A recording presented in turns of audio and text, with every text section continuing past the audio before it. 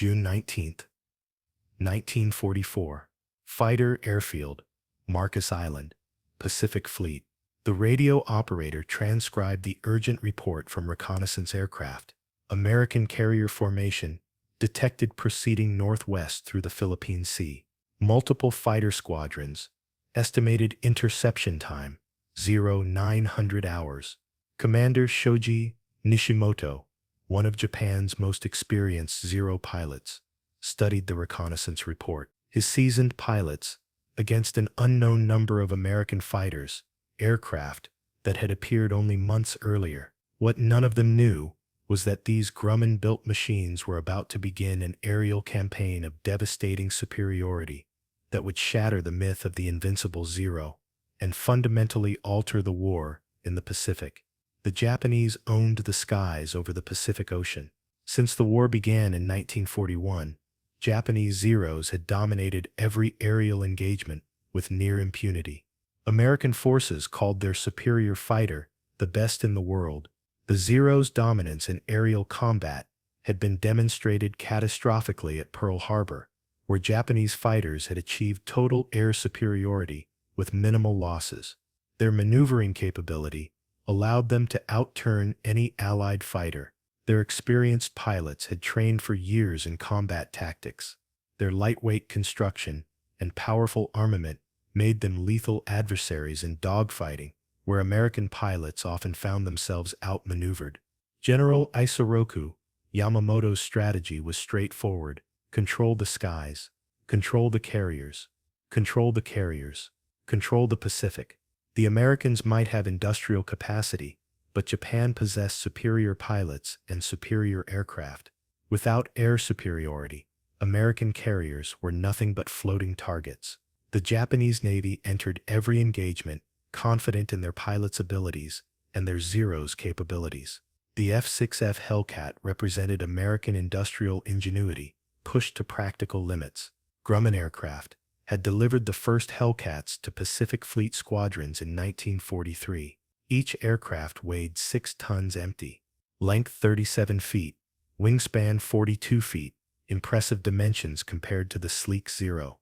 Lieutenant Commander James P. Summers examined his fighter's design in the maintenance hangar. One Pratt Whitney radial engine, generating 2,000 horsepower, a massive power plant compared to the Sake engine in the Zero. 6.50 caliber machine guns, mounted in the wings, 2,000 rounds per gun, devastating firepower that could shred enemy aircraft. The Hellcat carried no external ordnance initially, relying entirely on speed and firepower for aerial superiority. But the Hellcat's primary weapon was ruggedness. Armor plating protected the pilot and engine from enemy gunfire. Self-sealing fuel tanks prevented catastrophic fires from combat damage. The entire aircraft could absorb punishment that would destroy a Zero instantly. Construction methods emphasized durability over elegance. Steel tube fuselage, covered in aluminum skin, could withstand repeated strikes from Japanese cannon fire. The aircraft cost $200,000 per airframe. A Zero cost $130,000. Grumman had designed every system for combat effectiveness rather than performance specifications.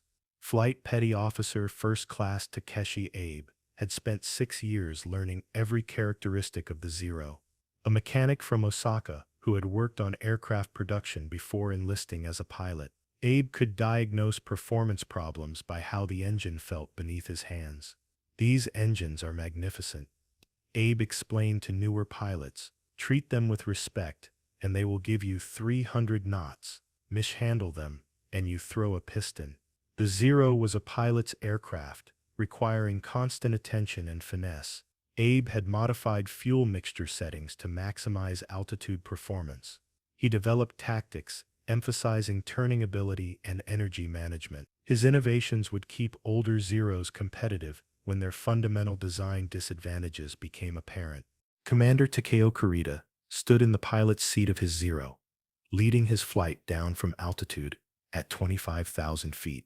12 years in the Imperial Navy Air Service had taught him to read the sky. Every shadow might hide American fighters. Every contrail could mark an approaching squadron. Today's mission: escort transport aircraft delivering supplies to forward airfields. It was routine work. Only 60% of transport missions reached their destination unmolested, but it was necessary for maintaining forward operations. The Zero's main vulnerability was its lack of protection and range limitations. With a maximum endurance of 5 hours, the Zero needed careful fuel management on long missions. Her thin skin offered no protection against strikes that heavier fighters could withstand. Her fuel tanks lacked self-sealing capability, making fires inevitable when hit. Her armament, though effective against bombers, was marginal against heavily armored American fighters. June 19, 1944, 0900 hours. 20 Hellcats from Air Group 15 climbed through scattered clouds, engines running at cruise power, maintaining formation discipline, radio discipline absolute, only essential transmissions, using coded call signs. Commander David McCampbell, in Hellcat 1, led the combat air patrol. The fighters spread out in divisions of 4, maintaining visual contact while scanning the sky. Without friendly radar vectoring, they relied on what pilots called the Mark I eyeball, human vision adapted to altitude. After minutes without artificial light, at 0915, lookout spotted contrails at 10,000 feet. 6 Zeros in column formation, escorting transport aircraft toward Marcus Island. The standard Hellcat attack doctrine called for approaching from above and behind, diving for surprise, and maintaining superior altitude. With superior speed, Hellcats could break off any engagement they chose. McCampbell ordered the attack. All fighters would dive on the Japanese formation, attempting to separate the Zeros from the transports. Hellcat 1 led the approach. Throttle pushed forward. The aircraft accelerated rapidly through 20,000 feet, closing on the rear Zero in the formation. At 5,000 yards, McCampbell opened fire. 50 caliber rounds raked across the Zero's fuselage, but the enemy pilot rolled violently. Both aircraft missed, passing beneath each other at tremendous speeds. The Zero pilots laughed at the Hellcat's appearance. The American aircraft looked clumsy with its thick fuselage and wide wings. Surely, they thought, the legendary Zero would have no difficulty dealing with this bulky machine. Takeo Kurita pushed his aircraft into a hard left turn, the maneuver that had defeated every American fighter he had encountered. But the Hellcat refused to turn tighter. Instead, the American pilot rolled right and climbed at an angle the Zero could not match. Kurita pushed harder on the stick, trying to establish a position advantage. The Zero's engine coughed. At altitude, the radial engine gasped for oxygen. The Hellcat's supercharger maintained power at heights where the Zero struggled. Another Hellcat positioned itself behind the Zero, attempting to flee. The Japanese pilot executed a maneuver that had proven deadly to Wildcats and Airacobras. A sharp climb, combined with a sharp left turn, the Hellcat followed, not by outturning the Zero, but by climbing more steeply while slipping left. At 100 feet distance, the Hellcat pilot fired. 6 machine guns created a wall of tracers. The Zero's light construction disintegrated. Wing surfaces shredded by multiple impacts. Fuel exploded from ruptured tanks. The wreckage fell toward the ocean, the pilot's body ejected by the force of the explosion. Kurita dove for the deck, seeking the cloud cover, where the Zero traditionally dominated. But the Hellcat descended faster. At 10,000 feet, the American caught up with the Zero's position. Kurita rolled hard, left. The Hellcat followed perfectly, guns blazing. Rounds struck the fuselage, the wing, the engine, nacelle. With no armor protection, the Zero became a flying fireball. Kurita felt heat from the flames. His right arm went numb from a bullet strike. He jumped from the cockpit, his parachute opening barely before impact with the ocean. The engagement lasted 4 minutes. 7 Zeros shot down. No Hellcats lost. 3 American fighters sustained damage, all repairable. The transport aircraft scattered, some destroyed by Hellcat fighters, others escaping the engagement. The encounter crystallized a devastating reality for the Japanese Navy Air Service. The myth of zero invincibility had shattered. Admiral Isoroku Yamamoto received the combat report with shock.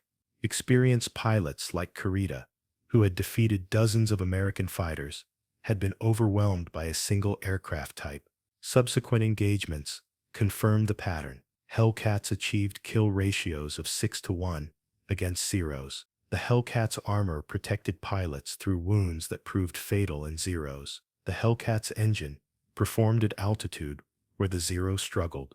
The Hellcat's firepower destroyed Zeros instantly where single gun strikes proved insufficient. By August 1944, the Japanese Navy Air Service had lost 612 aircraft in the Philippine Sea Campaign, 850 pilots killed, captured, or missing. The Zero, which had entered the war as the finest carrier fighter in the world, had become obsolete against Grumman's rugged American design. The transition from superior aircraft to tactical disadvantage happened within months. Japanese records revealed the extent of disruption. Hellcats sweep the skies with complete air superiority. Zero pilots report aircraft handling disadvantages. At altitude, combat losses exceed replacement production. Air defense of fleet operations increasingly untenable. Admiral Motomi Ugaki, commanding Japanese carrier forces, noted, "The American Hellcat, while not superior in maneuverability, possesses decisive advantages in armor protection, altitude performance, and firepower. Our pilots cannot match these capabilities regardless of training." By January 1945, the Japanese Navy Air Service had shifted tactics to suicide attacks, a desperate acknowledgement that conventional air superiority had become impossible. The combination of Hellcat air superiority, American pilot training improvements, and expanding numbers of aircraft had made traditional fleet operations unsustainable. The Hellcat campaign demonstrated that technological advantage, combined with superior manufacturing capacity, could overcome traditional tactical excellence. Production statistics revealed the equation. The United States built 12,090 Hellcats during World War II. Each aircraft required 1 month to build and cost $200,000. Japanese could never match American production rates. Training programs at the Naval Air Station in Jacksonville, Florida, produced over 5,000 pilots with 8 weeks of advanced combat training before carrier assignment. By mid-1944, Hellcats received upgraded engines, producing 2,200 horsepower, increasing speed and altitude performance further. The Imperial Navy attempted various countermeasures with limited success. Nippon designers created the Ki-84 fighter with improved armor and performance, but production never reached meaningful numbers. Float planes dropped flares to illuminate Hellcats over the fleet, but this also revealed carrier positions. The shift to expendable aircraft for suicide attacks proved tactically bankrupt. Pilots trained for years suddenly became one-way missions, requiring no return planning. The Hellcat represented more than a superior aircraft. It symbolized American industrial capacity, training infrastructure, and design philosophy that emphasized survivability over elegance. Grumman's engineers had studied every Zero encounter report, designing systems to counter each Japanese advantage. The result was an aircraft that performed brilliantly in the Pacific environment, where the Zero had previously dominated. Pilot casualty rates declined dramatically after Hellcats entered service. American pilots survived more crash landings, bailouts, and emergency situations because armor protected them. The Hellcat's rugged construction meant more aircraft returning to carriers for repairs rather than salvage. By 1944, American pilots who had lost comrades to Zeros now accumulated victory totals exceeding 500 confirmed kills combined. The psychological impact was enormous. Commander Saburo Takei, who survived 10 encounters with Hellcats, wrote, "The Zero, which brought us victory in the opening year, has become a liability. The American Hellcat taught us that industrial capacity matters more than pilot excellence. We could not build enough Zeros fast enough. We could not train replacement pilots quickly enough. The American machine and American production broke our will to continue the air war. The final accounting was strategically decisive. Japanese Navy pilots shot down 760 Hellcats from all causes. American pilots shot down 5,299 Japanese aircraft, including 1,428 Zeros. The Hellcat did not single-handedly defeat the Japanese Navy Air Service, but combined with American carrier tactics, superior radar direction finding, and replaceable pilot training programs, the Hellcat proved the decisive aircraft type of the Pacific War. In the Philippine Sea, where so many aircraft rests on the ocean floor, the Hellcat's wreckage sits among the thousands of aircraft that fell during the war. The machine that Japanese pilots laughed at, the supposedly inferior American design, had swept the invincible Zero from the sky.